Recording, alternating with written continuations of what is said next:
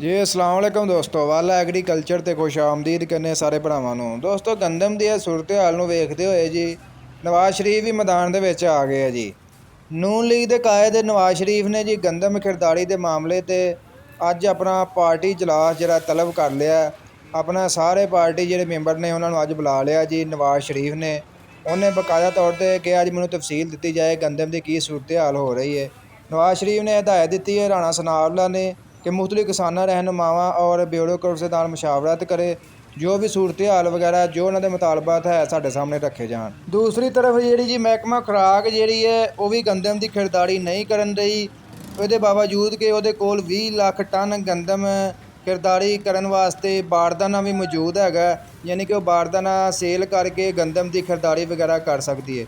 ਉਹਦੇ ਬਾਵਜੂਦ ਵੀ ਅਜੇ ਫਿਲਹਾਲ ਜਿਹੜੀ ਹੈ ਮਹਿਕਮਾ ਖੁਰਾਕ ਜਿਹੜੀ ਹੈ ਪੰਜਾਬ ਦੀ ਉਹ ਫਿਲਹਾਲ ਗੰਦਮ ਦੀ ਖਿਰਦਾਰੀ ਨਹੀਂ ਕਰਦੀ ਪਈ। ਇਹ ਵੀ ਮਾਮਲਾ ਜਿਹੜਾ ਵਾ ਅੱਜ ਨਵਾਜ਼ ਸ਼ਰੀਫ ਦੇ ਸਾਹਮਣੇ ਰੱਖਿਆ ਜਾਏਗਾ।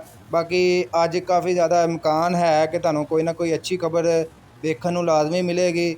ਜੋ ਵੀ ਸੂਰਤ ਹਾਲ ਵਗੈਰਾ ਹੋਏਗੀ ਗੰਦਮ ਦੀ ਇਨਸ਼ਾਅੱਲਾ ਤੁਹਾਡੇ ਸਾਹਮਣੇ ਰੱਖਾਂਗੇ। ਫਿਲਹਾਲ ਇਹ ਅਪਡੇਟ ਆਈ ਸੀ ਗੰਦਮ ਦੇ ਹਵਾਲੇ ਨਾਲ, ਮੈਂ ਸੋਚਿਆ ਤੁਹਾਡੇ ਦੋਸਤਾਂ ਨਾਲ ਲਾਜ਼ਮੀ ਸ਼ੇਅਰ ਕਰੀਏ। ਦੋਸਤੋ ਵੀਡੀਓ ਅੱਛੀ ਲੱਗੀ ਲਾਈਕ ਸ਼ੇਅਰ ਕਰਨਾ।